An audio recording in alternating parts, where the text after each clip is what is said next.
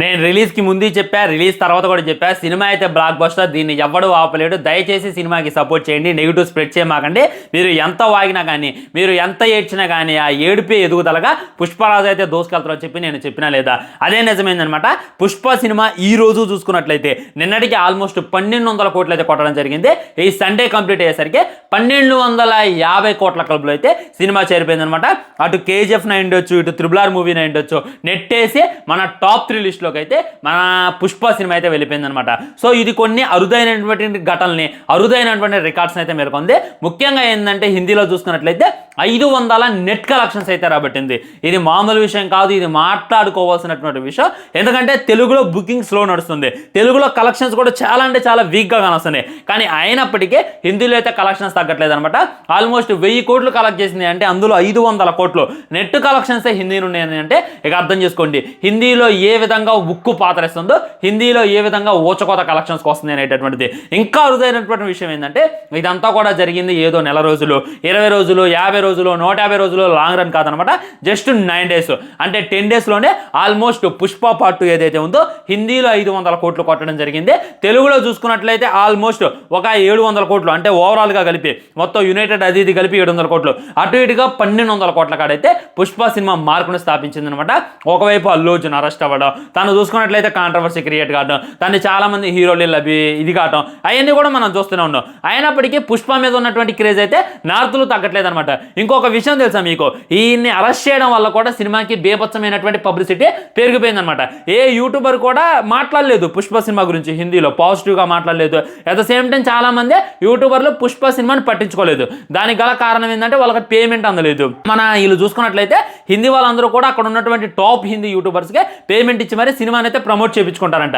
కానీ మన పుష్ప సినిమా అయితే అలాంటి ఏం చేయలేదు. హిందీలో చూసుకున్నట్లయితే ఓన్లీ ఈవెంట్స్ పెట్టింది, కానీ అక్కడ ఉన్నటువంటి యూట్యూబర్స్ అయినా అక్కడ ఉన్నటువంటి మీడియానైనా దేన్ని కూడా గెలకలేదనమాట, అలా వదిలిపెట్టింది. సో అప్పుడు దాకా నార్మల్గా నడుస్తుంది. ఎప్పుడైతే అల్లు అర్జున్ని అరెస్ట్ అయిందో అనేటటువంటి న్యూస్ వచ్చిందో, ఇటు తమిళ్లో అయినా ఇటు కన్నడలో అయినా వేరే వేరే లాంగ్వేజ్లో సైతం పుష్ప అరెస్ట్ అనేటటువంటిది ట్విట్టర్లో టాప్ ట్రెండింగ్గా మారిందనమాట. అదేంటి పుష్ప అరెస్ట్ కావడం ఏంటి, సినిమాలో అరెస్ట్ అయ్యారా, రియల్ లైఫ్లో అరెస్ట్ అయ్యారా అని చెప్పి సెర్చ్ చేయడం మొదలుపెట్టారు. సెర్చ్ చేసి చూస్తే నిజంగానే పుష్పని అల్లు అర్జున్ని పోలీసులు తీసుకెళ్తున్నట్టు.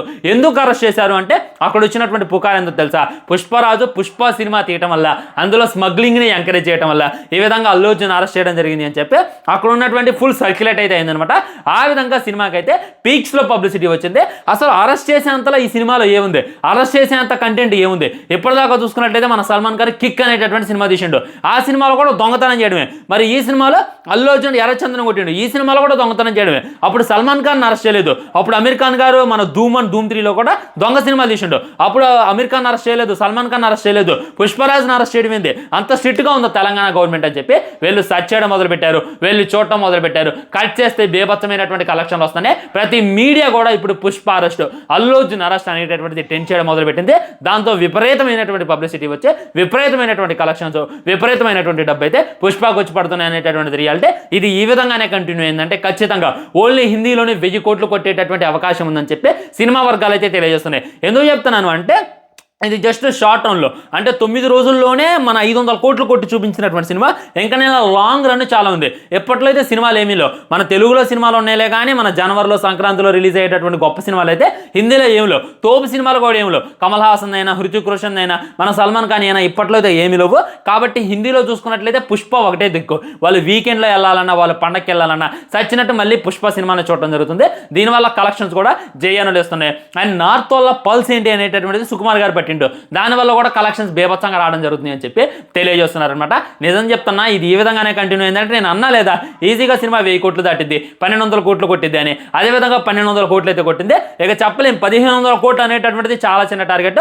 మరి టాప్ 3లో నిలబడిద్దా, టాప్ 2లో నిలబడిద్దా, టాప్ 1లో నిలబడిద్దా అనేటటువంటిది వెయిట్ చేసి చూడాలి. సో దీని మీద మీ కామెంట్ ఏంటి అనేటటువంటిది తప్పకుండా తెలియజేయండి. నేనైతే వర్తుంది కాబట్టి ఈ రేంజ్లో కలెక్షన్స్ వస్తున్నాయి అని అనుకుంటున్నా. వాళ్ళు చూసుకున్నట్లయితే వేయాలంటే ఒకేసారి మ్యాజిక్ ఫిగర్ వేయొచ్చు, 1100 వచ్చినాయి, 1200 వచ్చినాయి. అలా చేయకుండా 1050 ఒకసారి వేశారు, 1100 ఒకసారి వేశారు, 1150 ఒకసారి వేశారు, 1200 ఒకసారి వేశారు, 1200 ఇంకేలేదు. ఇవాళ సాయంత్రం కల్లా వేసేటటువంటి అవకాశాలు ఉన్నాయి ఫ్రెండ్స్. అది చాలా మంది అడుగుతున్నారు కాబట్టి దీని మీద అయితే వీడియో చేయడం జరిగింది. సో మీ కామెంట్ ఏంటి అనేటటువంటిది తప్పకుండా తెలియజేయండి. వీడియో లైక్ చేయండి, షేర్ చేయండి, ఛానల్ సబ్స్క్రైబ్ చేయండి. వందే మాత్రం జై హింద్. నమస్కారం.